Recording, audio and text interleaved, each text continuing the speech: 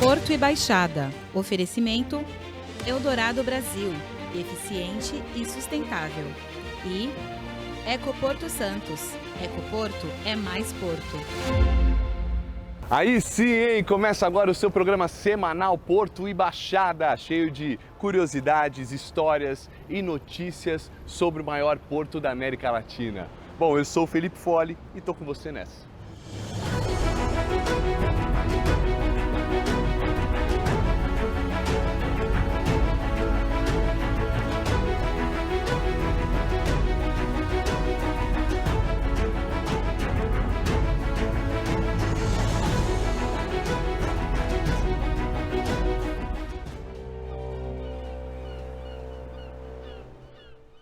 Você sabe que a descarbonização das ações portuárias é um caminho sem volta para um mundo mais sustentável, né? Mas o que isso quer dizer? Que nome difícil, descarbonização. Bom, a gente foi falar com uma engenheira ambiental para poder te explicar tudo e você ficar por dentro do assunto. É importante a gente ter em mente que o setor portuário por si só é extremamente dinâmico e desafiador, porque para que uma operação portuária aconteça, a gente já conta com diversos equipamentos operando. Equipamentos em sua maioria de grande porte e que consomem uma alta quantidade de combustível. Então, para que a gente consiga aplicar um plano de descarbonização em um terminal portuário, por exemplo, o primeiro passo é a gente entender de onde vem essa emissão. Qual é a pegada de carbono do meu negócio? Quais são as fontes de emissão de CO2 relacionadas às minhas atividades e qual é a quantidade total de CO2 emitida na atmosfera dentro daquele determinado período. E para que a gente calcule essa pegada de carbono, a gente precisa dividir isso dentro do que nós chamamos de escopos de emissão. O escopo 1, por exemplo, é o escopo relacionado às emissões diretas da organização. São aquelas emissões que estão ligadas a todos os recursos próprios e controlados da empresa. Então, por exemplo, no caso de um terminal portuário, a gente pode colocar como exemplo o consumo de combustíveis comprados pelo próprio terminal, como diesel, GLP e gasolina. Tá? O escopo 2, nós já chamamos de emissões indiretas próprias. E esse escopo é estritamente relacionado ao consumo de energia elétrica que é comprada lá da concessionária. Então, é uma emissão indireta porque essa energia vem da concessionária, mas ao mesmo tempo é uma emissão indireta própria porque o consumo acontece dentro do terminal portuário. E por último, nós temos o escopo 3, que é o mais desafiador de todos porque são as emissões indiretas relacionadas à cadeia de valor daquele terminal portuário.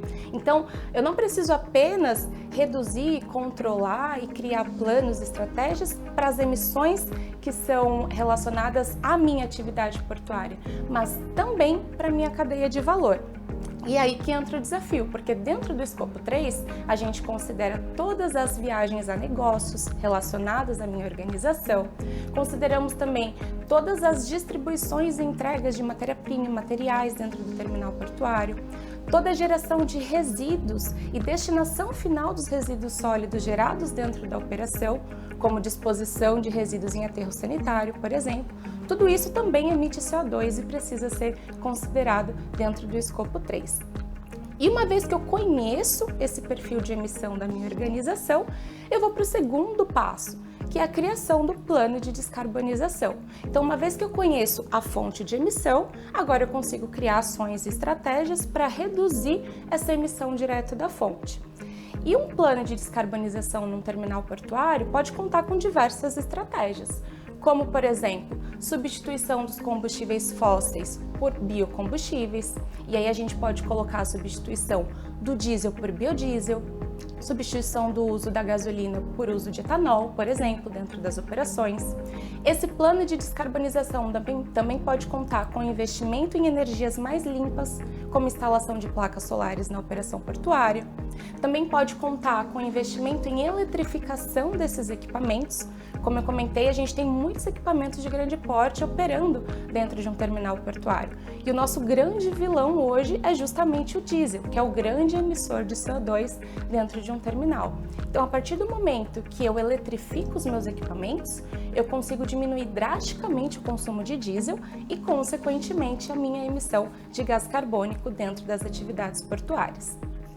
E também consigo contar com sistemas de otimização da minha operação. A partir do momento que eu otimizo a minha operação, eu otimizo o funcionamento da minha máquina e, consequentemente, eu reduzo o consumo, fazendo com que as minhas emissões atmosféricas também sejam reduzidas.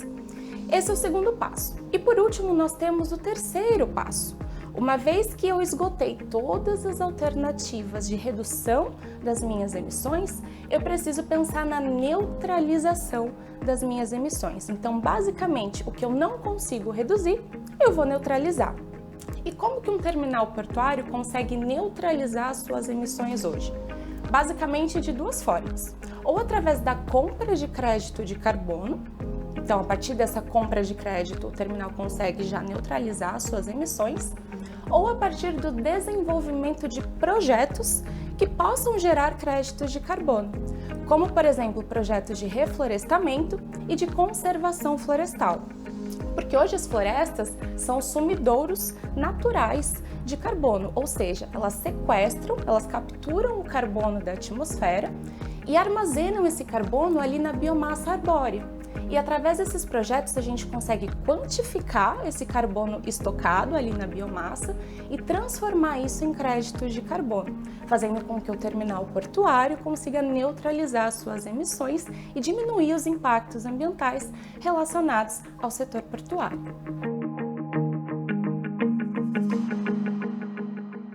Os caminhos para o Porto Verde e a descarbonização do porto vão ser discutidos no Encontro Regional Indústria Porto, o ERIP 2024, que acontece em novembro. E claro que é uma iniciativa da Worldcom Brasil junto com quem? TV Tati Band Litoral. E Porto Baixada vai estar lá.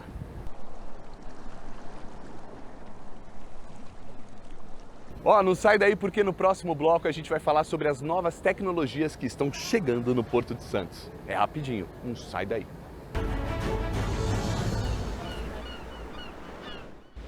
Porto e Baixada. Oferecimento Eldorado Brasil. Eficiente e sustentável. E Ecoporto Santos. Ecoporto é mais Porto.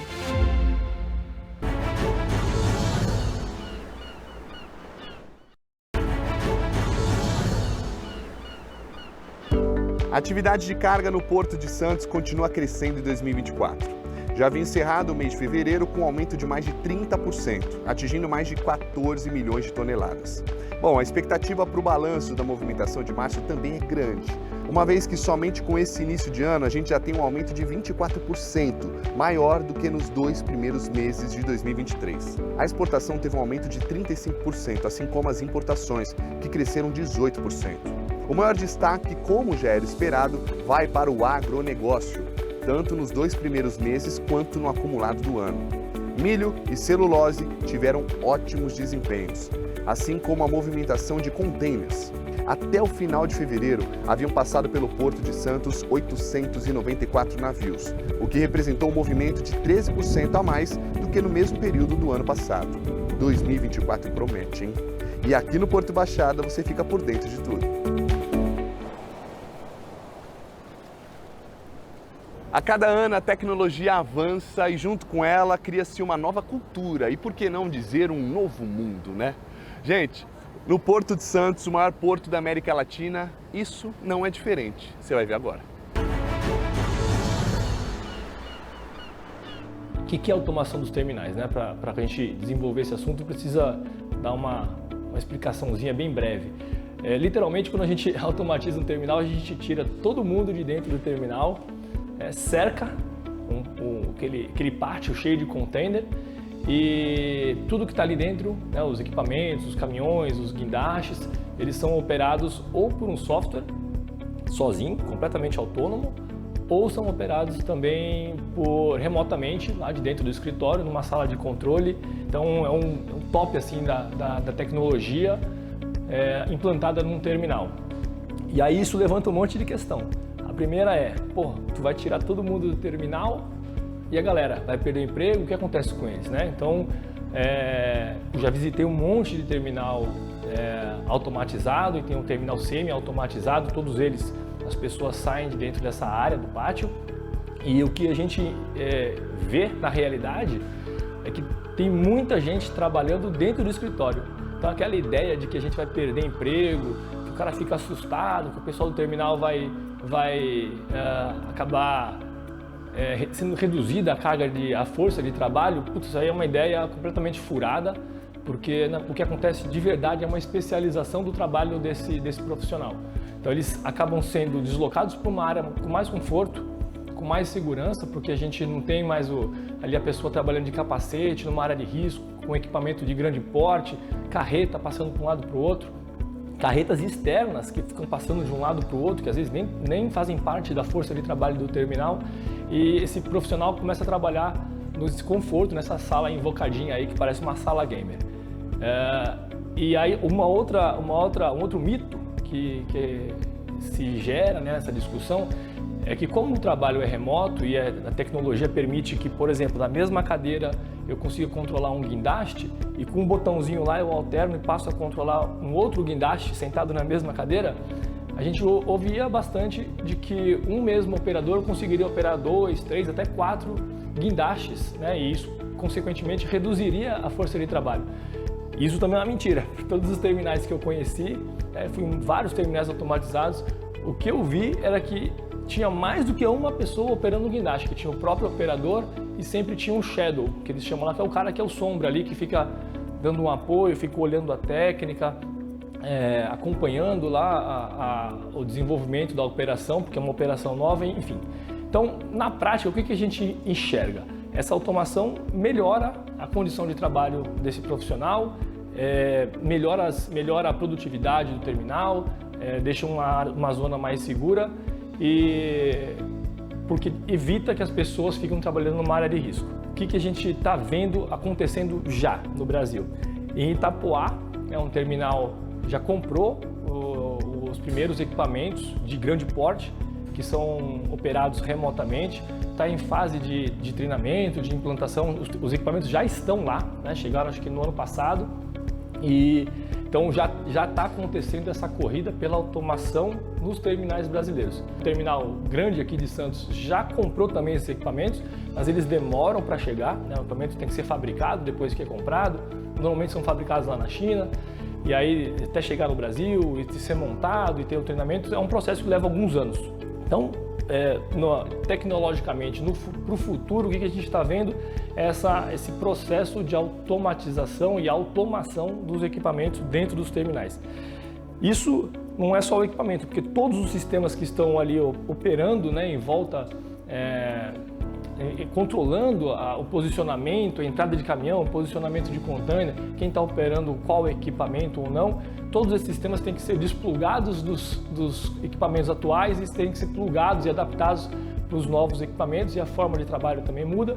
Enfim, isso é uma grande revolução que faz os terminais repensarem todos os processos, como eles trabalham. Às vezes o terminal trabalha tanto tempo operando da mesma forma, que não tem essa oportunidade, essa janela de oportunidade de repensar os próprios processos, redesenhar e tentar fazer de uma forma diferente, porque a vida num terminal ela é muito ativa. Então, essa é uma grande oportunidade de você, de fato, tentar implementar algo que você já está matutando ali há bastante tempo em termos de inovação e de fazer diferente, né, e ser mais produtivo.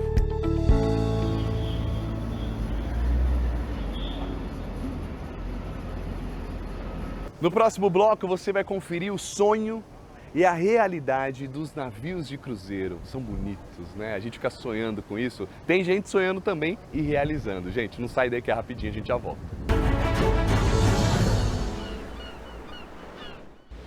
Porto e Baixada. Oferecimento Eldorado Brasil. Eficiente e sustentável. E Ecoporto Santos. Ecoporto é mais porto. Há 25 anos, a cidade de Santos definitivamente entrou na rota dos cruzeiros marítimos. Também, né, gente? Todo mundo sonha andar naquele navio gigante e a experiência é única mesmo. Lógico que o Porto e Baixada foi falar com o gerente de operações do Concais, Javier Carnevale, para a gente saber como foi essa última temporada e o que está por vir. O Terminal Marítimo de Passageiros de Santos, administrado pela Concais, é a maior da América do Sul. Desde a sua inauguração em 1998, já passaram por aqui mais de 300 navios, mais de 12 milhões de passageiros, além de 4 milhões de tripulantes. Podemos começar falando que nessa temporada 23-24 foi a maior dos últimos 11 anos. A expectativa hoje é de que passem perto de 1 milhão de passageiros entre embarque, desembarque e trânsito por aqui pelo terminal. Essa movimentação de pessoas ajuda muito e afeta a nossa economia de maneira positiva. Estamos esperando que perto de R$1 bilhão sejam injetados na veia da economia local, através dos nossos cruzeiros. É por isso a importância do terminal na economia da região. Geramos, entre empregos diretos e indiretos, perto de 18 mil fontes de emprego. Isso é muito emprego, é muito importante o desenvolvimento social do terminal aqui na nossa região. O nosso foco é poder brindar o embarque dos sonhos dos nossos passageiros, dos nossos cruzeiristas. E nós trabalhamos muito para isso. E a Marineuza sabe bem o que é isso. Pela primeira vez na vida, ela fez uma viagem de navio. Um fato que já faz parte das suas melhores memórias. Às vezes, quando minhas irmãs vêm do Paraná, a gente vem aqui no pier e fica olhando os navios zarpar, mas achando que nunca viajar jamais, né? E agora deu certo que pude estar dentro do navio, né? A gente acha que não está no nosso poder aquisitivo, né? Que a gente nunca vai conseguir fazer uma viagem dessa porque a gente acha que está longe da nossa possibilidade. Não, quando a gente já chegou assim, falando que, nossa, muito bom, delícia, assim, não esperava. É uma coisa assim, foi maravilhoso, não tem como descrever a sensação de estar lá. Foi muito bom. Eu ganhei a viagem do meu filho. Foi ele, a namorada, a mãe e a avó dela também. A gente foi em 5 pessoas. Foi maravilhoso. Nunca imaginei que fosse tão bom uma viagem de navio. As pessoas falavam como que era por dentro, que parecia uma cidade, que a gente não sentia o barulho, assim, o navio se mover, balançar, mas eu nunca pensei que fosse tão bonito. É lindo. Não, é engraçado que eu não esperava que lá quando a gente vai no jantar, tem o jantar mesmo, né? Aí os garçons, os homens tiram as mulheres para dançar e as garçonetes tiram os homens para dançar. E eu da mesa ali, eu fui a sorteada. Foi muito engraçado que eu fiquei... Foi engraçado, eu não esperava. Fui dançar com o garçom, tem até a foto. Aí foi muito engraçado, foi legal. Já estou pensando em fazer outra, se Deus quiser. Não sei quando, mas sim. A tendência é continuar melhorando aqui no terminal. Os números da temporada 24-25 ainda são embrionários. Não podemos falar agora em grande, que vai ser maior ou vai ser menor. Por enquanto temos, os números de agora estão sendo bem similares a dessa temporada, mas ainda tem muito tempo na frente. Então acho que estamos nos antecipando muito para a temporada 24 e 25. O que sim eu posso falar é de que o Concais trabalha muito para continuar evoluindo, para poder melhorar os embarques dos nossos cruzeiristas. Eu gosto muito mais de ver esse terminal cheio, lotado de pessoas. Isso que nos motiva a nós para trabalhar. Nós estamos aqui para poder brindar esse embarque dos sonhos para os nossos passageiros. A gente está em alto mar e vê aquela imensidão de oceano, né? Coisa que a gente só vê o oceano aqui da costa, da praia. Agora tá lá no mar e olhar para todos os lados e ver o oceano é uma coisa assim que não tem nem palavra para descrever.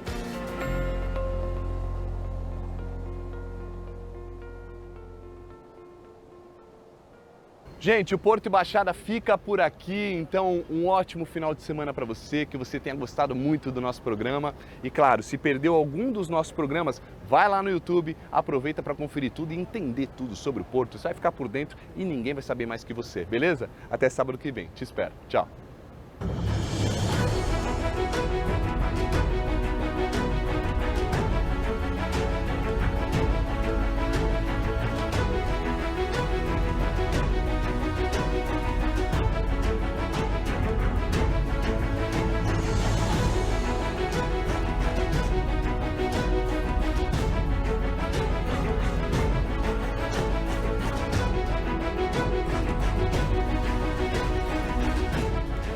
Porto e Baixada. Oferecimento Eldorado Brasil, eficiente e sustentável. E Ecoporto Santos. Ecoporto é mais porto.